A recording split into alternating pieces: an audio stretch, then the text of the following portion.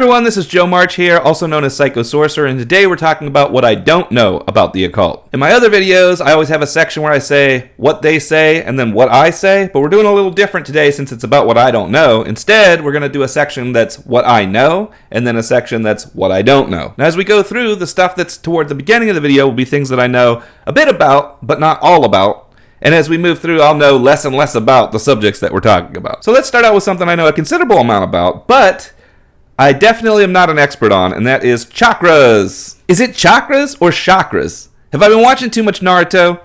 I don't know. So, what do I know? Well, for those who don't know, the basics of the chakra system involve 7 energy centers in the body as laid out on the diagram that I'm going to be showing next to me. Each represents different aspects of the self, and if you concentrate on each in their own time, then you can use them as an initiation system to learn about the self, which I have done. While I don't believe in literal energy coursing through the body as many other practitioners do, I do believe in using visualization to represent change. So I do actually visualize energy moving through this system, moving up in this pattern through the different chakra points whenever I do a meditation. And it's something that I started out with early in my practice and I've never stopped doing. So to not bring up the fact that this is part of my everyday meditation would be to leave out something that I think maybe is helpful to some people. I do always visualize these points, and I do visualize energy going up through them, going all the way up through the top, and sometimes I do the visualization where there's an energy something above,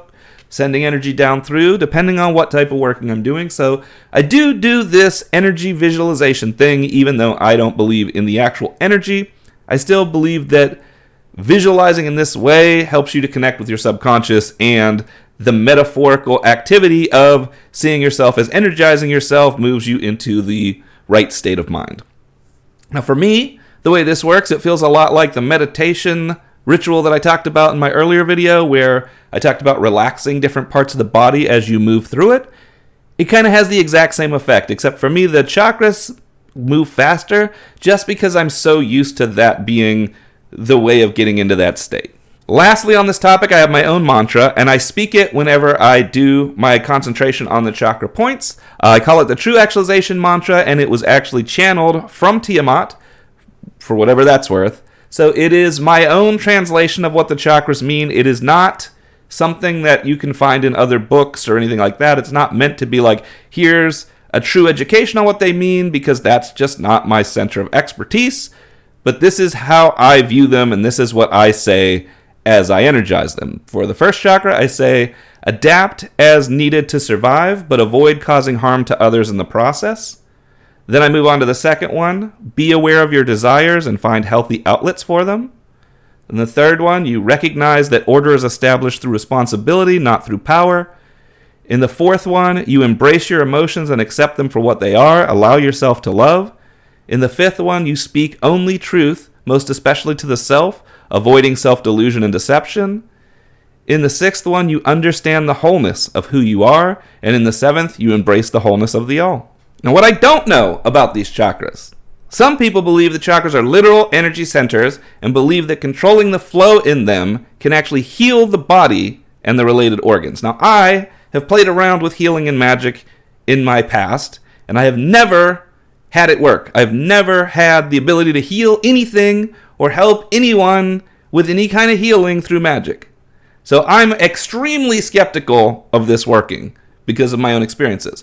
I've had people point out to me, though, that I am someone who specifically heads towards transformation, chaos, that type of current.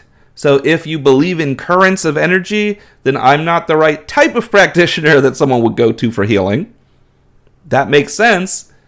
But I'm not someone who really goes into the whole currents and energy thing. That's not really what I believe. But I can't disprove it either. So it's one of the things I don't know. Some people believe in Reiki and the ability to use energy to heal others in that way.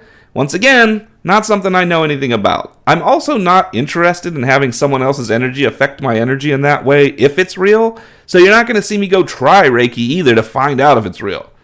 It's just not my jam. Some people believe you can remove the chakras ritualistically and that they're part of a system to control you. I don't know shit about this, because to me, they're not actual physical things, and they're not like some energetic things that exist in the astral plane or anything like that. They're just a metaphor that you use for thinking of this process of self-initiation and self-transformation, which has steps which helps you to define the self. That's how I see them. So the idea that you could remove them doesn't make sense to me. But again, if you do believe in the energy side of this, who knows, maybe. Traditional practitioners who work with the chakras also say that there are many more points than just the 7 we talked about. That is true, that if you are to go into the actual origins of the traditions that this comes from, there are more than 7 points. I don't know nothing about that either, because again, this is not my area of study. So, chakras out of the way, what's next? The Tree of Life! Woo! The Tree of Life! Lots of people like to talk about this one. I'm probably more disappointing in my takes on it. Much like the chakras, the Tree of Life is an initiatory system that helps the initiate learn about the self. That's how I view it.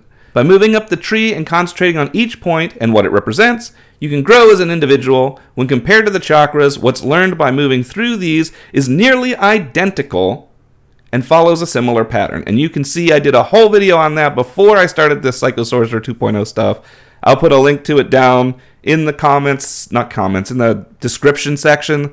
Maybe I'll put it in the comments too. Who knows? I'll put a link to it down there somewhere in case anyone wants to see it. I actually overlaid the chakras and the Tree of Life, and you can see they're practically the same system. They're just from different cultures, taken a little differently. And I find that extremely interesting.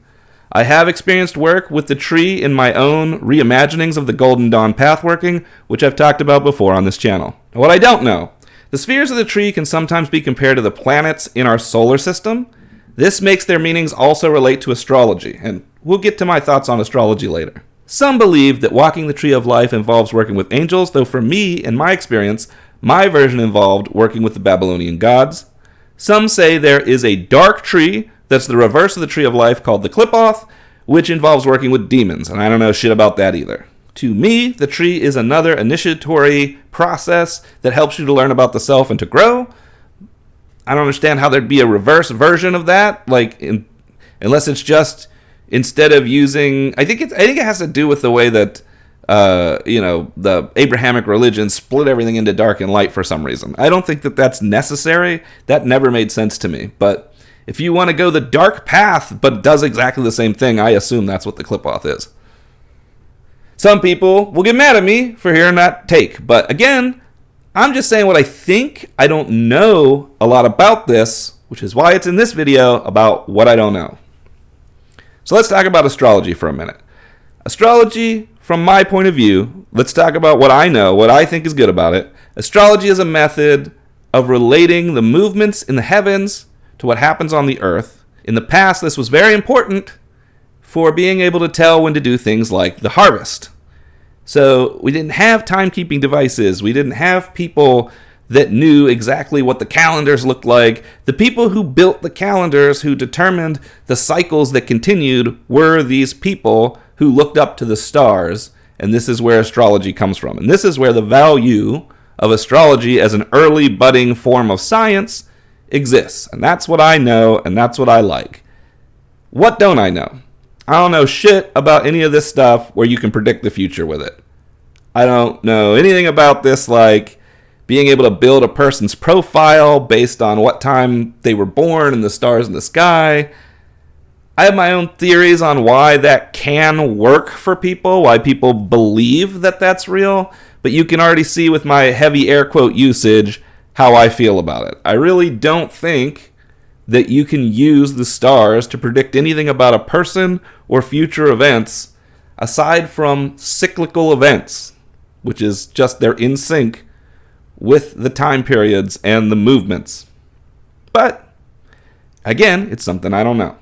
Tarot and divination. Divination is a method of asking questions and receiving answers that you may not have considered through more traditional means, the most well-known form of which is tarot cards.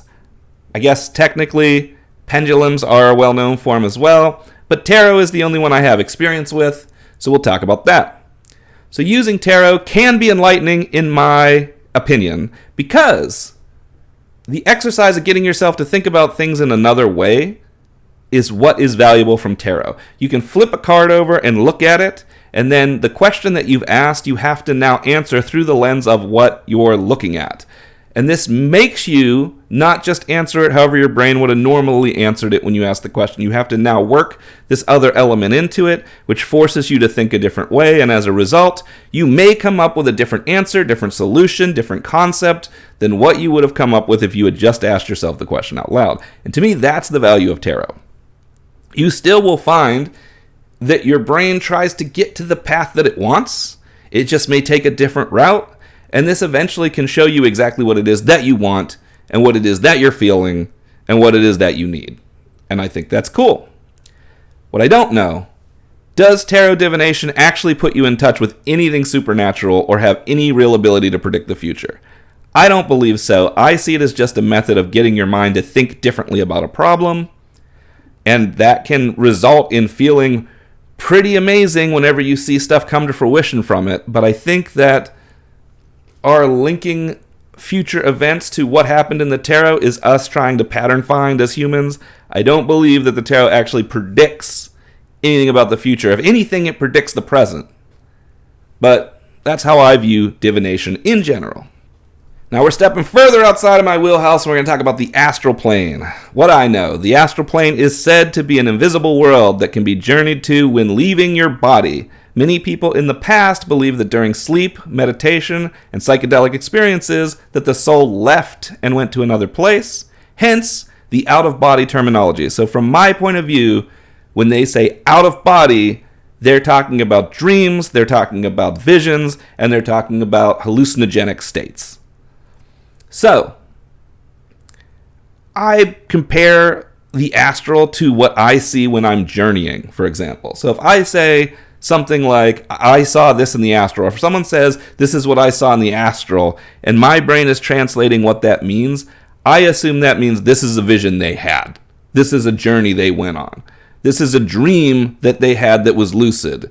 This is a experience they had which felt different from a typical dream perhaps, but which happened in this dreamlike reality. That's how I view that. As such, to me, understanding the astral is more about dream interpretation, which is something I recommend to everybody in the first place.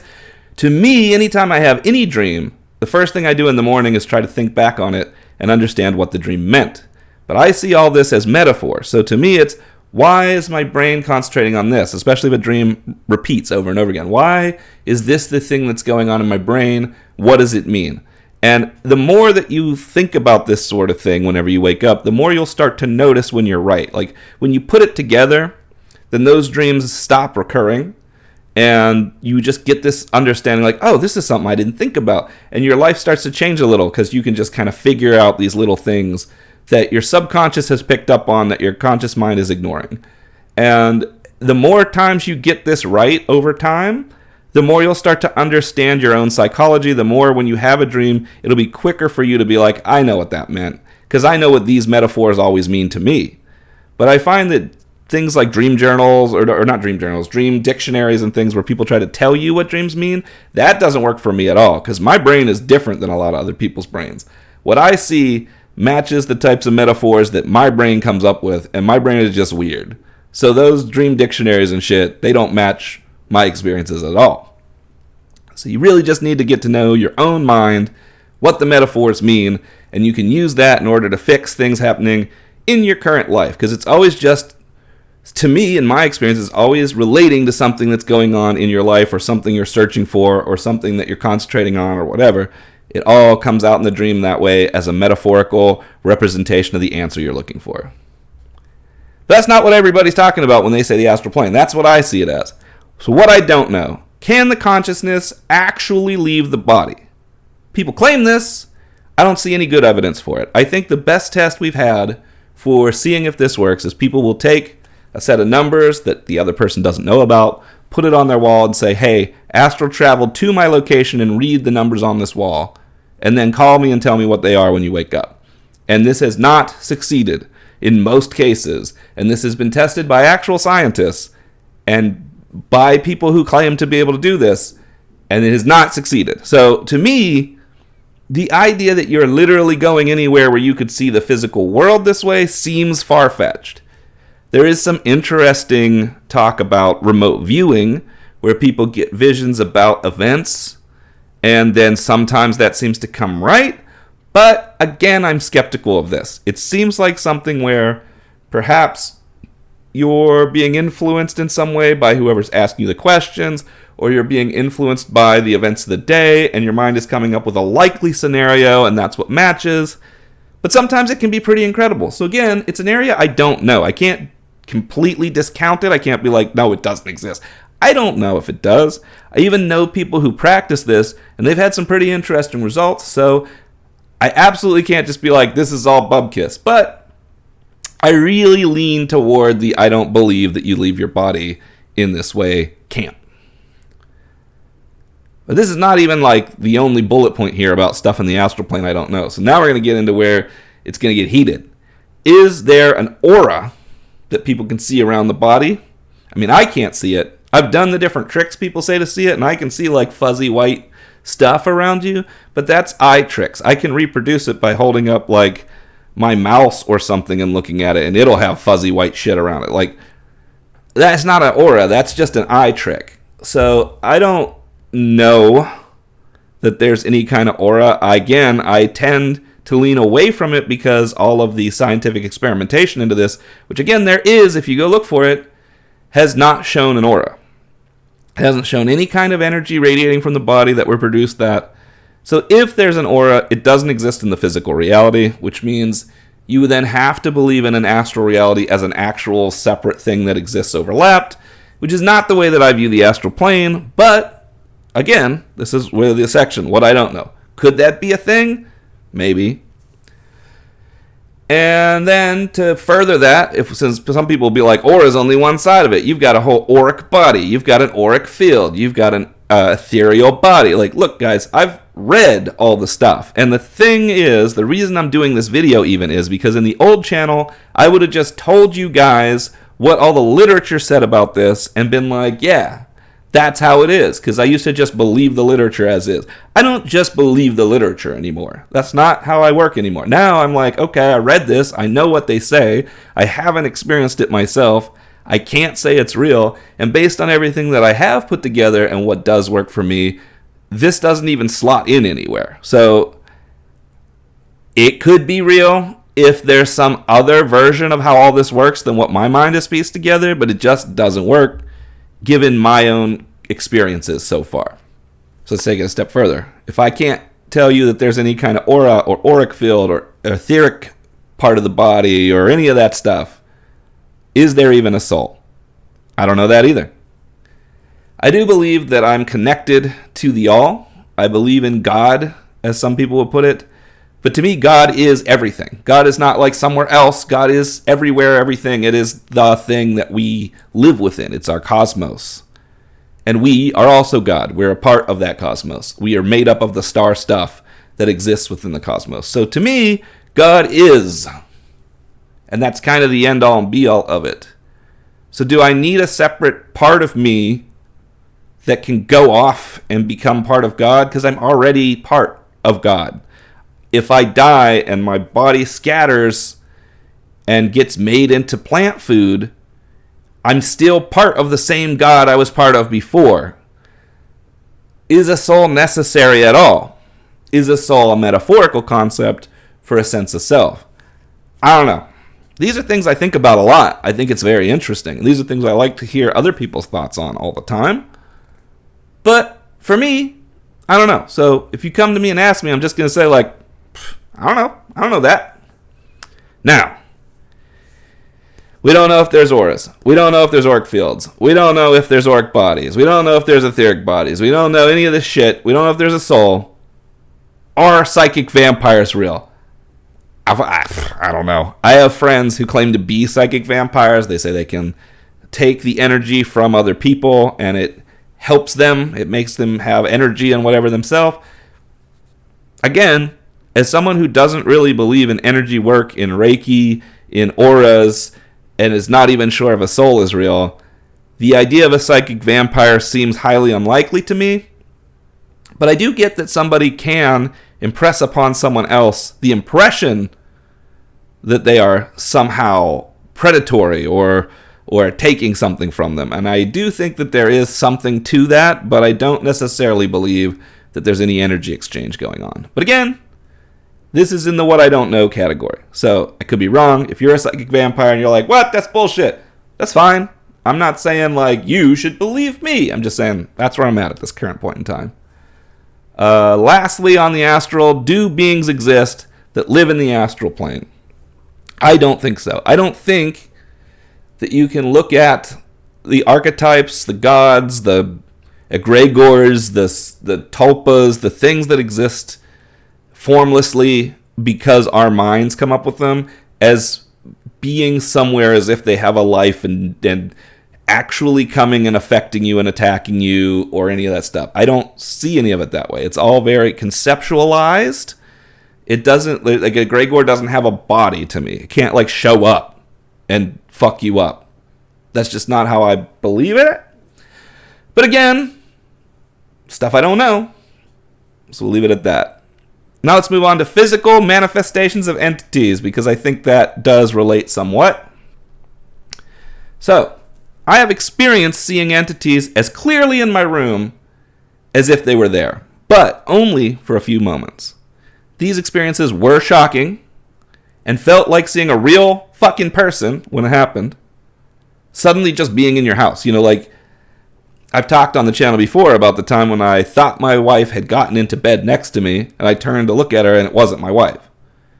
So, I've even watched one of these things, like, fade away. Like, I stared at it, like, holy shit! And then it just, like some kind of fucking ghost in an anime or some shit. So, I've seen this shit. However, I've also experienced being pulled into a vision by Tiamat, where I literally fell on the floor and started seeing spiraling fractals and shit. So, I can't outroll the fact that my hallucinogenic mind comes up with fucking shit that just overlays itself over reality for me. I don't know, just because something looks real, seems real, is right there in front of me, and I can stare at it with my own eyes, that it's real. Because I hallucinate shit.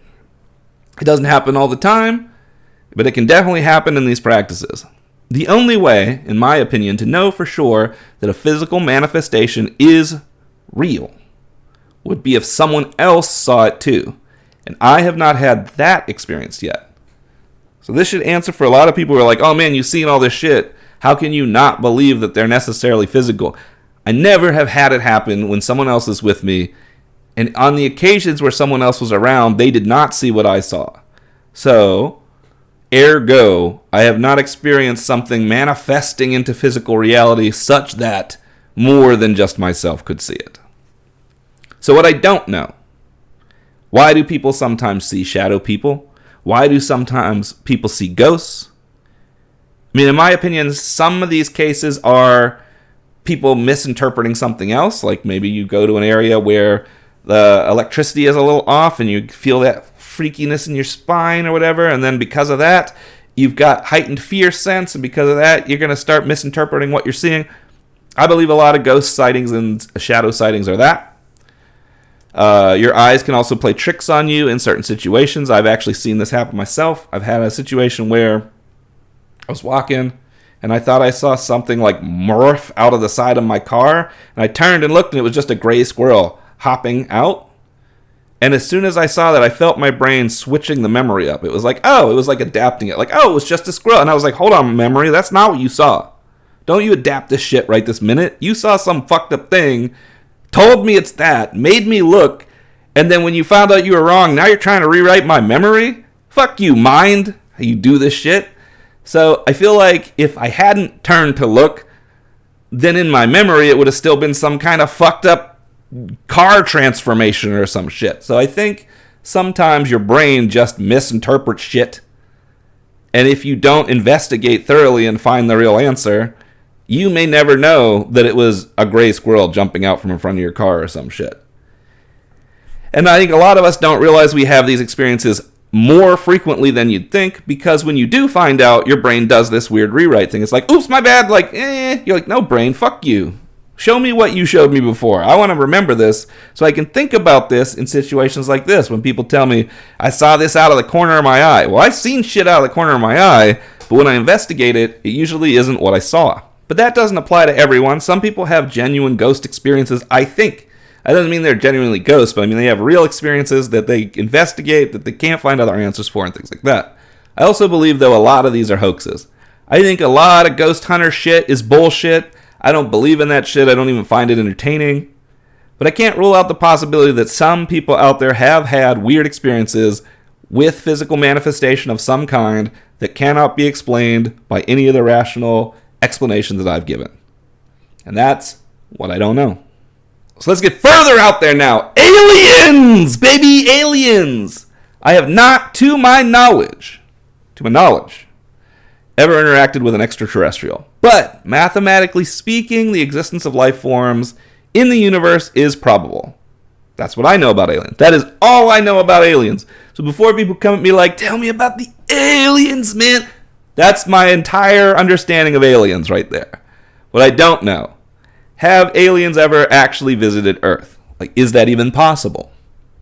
And are abduction stories real? I know not all abduction stories are real, but are some of them real? Some people even go so far as to say that they think abduction stories are really about demons. Is any of that real? I don't know. I tend to lean on the side of if it's real, it doesn't happen often enough for me to have to worry too hard about it in my own life, and until I have an experience where someone I know is involved in it, I'm not going to worry about it. But, again, I don't know. Secret societies. What do I know? There have been, over the years, lodges and cults who practice the occult in secret. In some cases, such as in the Thule Society, they've even managed to gain power in their location, in that case, Germany. As such, there is no doubt to me that secret societies that believe in the occult do exist. But that is where my knowledge of it ends. What I don't know, are there any secret societies devoted to the occult in power today? A lot of people out there in the occult community want to just claim this. Oh, the people in power are definitely doing this. There's definitely some secret cabal who knows the occult and uses it.